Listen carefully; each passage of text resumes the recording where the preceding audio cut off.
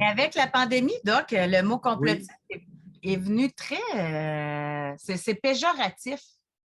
Tu sais, la méfiance, ben non, complotiste, c'est une chose. La méfiance est mal vue. Alors que ça peut être correct d'être méfiant aussi. Bien là, ça peut être correct. D'avoir un esprit critique, là, c'est correct, là. Mais avoir un esprit critique, ça veut dire analyser une situation. La méfiance occulte l'analyse. Oui, je comprends. Si vous êtes méfiant, vous n'analysez pas.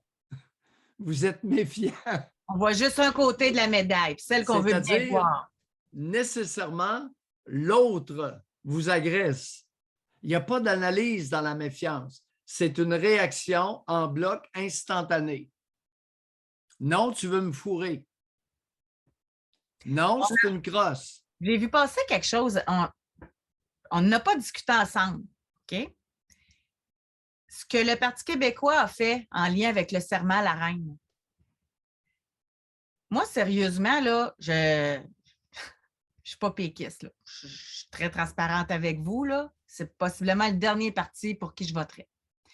Mais j'ai admiré la façon qu'une fois pour toutes, ils sont tenus debout. Tu sais, le fait qu'il pleure, là, puis OK, c'était peut-être un peu trop, mais il est resté debout. Il y avait-tu de quoi à perdre? Il était juste 3 députés. Je m'en fous, là.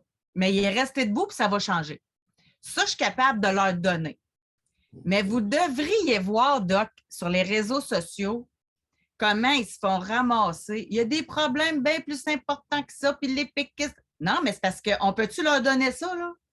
Ils vont avoir réussi à 3 à faire changer notre façon, là. Fait qu'on peut pas être d'accord avec 100% de leur programme, mais on peut voir qu'ils font des bonnes choses parfois. Tout comme, exemple, ceux qui sont anti-conservateurs. Ça se peut qu'ils fassent des bonnes choses, puis que vous ne soyez pas en faveur de tout leur programme. Mais tu sais, c'est parce qu'il y en a, ça vient tout en bloc, là. Ils n'aiment pas le PQ, ils n'aiment rien du PQ, puis ils ne veulent même pas voir s'ils sont capables de faire des bons coups. Puis si tu poses la question à la population en général, êtes-vous monarchiste? Bien, il y en a peut-être une majorité qui ne sont pas, qui ne l'est pas, là. Mais ils ne sont pas capables de donner à César ce qui revient à César, là. En tout cas, je trouve que ça se prête bien, là, dans... Mais chez les Canadiens français qui vivent au Québec, lorsqu'il y a une émission, un reportage sur la royauté, et principalement sur les princesses, j'aime autant dire qu'il y a beaucoup d'auditeurs rivés devant leur télé et beaucoup d'auditrices. Autant que dans les films de Noël qu'on a présentement à la télé. Ton sourire est éloquent. Non, mais même les auditeurs aussi. Regardez sur Netflix, là, une des séries les plus populaires, c'est The Crown. Oui. C'est l'histoire de la monarchie. Écoute. Là, regardez Harry, là, pour sortir un livre, Harry, là. Hey, je pense que c'est 20 millions qu'il y a eu pour écrire son livre. Là, il y a une série aussi sur Netflix qui va sortir avec Harry et Meghan. Ça va battre des records, là. José, ce matin même, je lisais les 2 protagonistes, Harry et Meghan, ont 100 millions de dollars de contrats de signés. De contrats de signés, 100 millions de dollars. J'en reviens pas. Êtes-vous monarchiste? Ils ont quitté, là. Ils ont quitté. Attention avant de répondre. Oui, oui, quitté, rendu aux États-Unis, grosse chicane, gros clivage, grosse séparation. Utilisez les mots que vous voudrez. Ils se tournent après quoi? 1 an et demi, 2 ans? 100 millions de dollars de contrats signés à leurs 2. Et avec leur liberté, ce que les autres n'ont pas.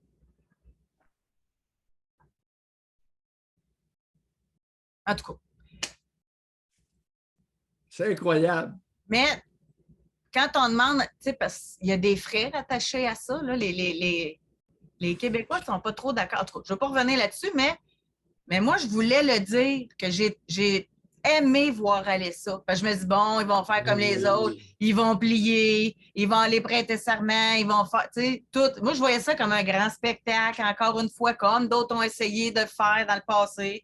Mais non, ils sont restés debout. Oui.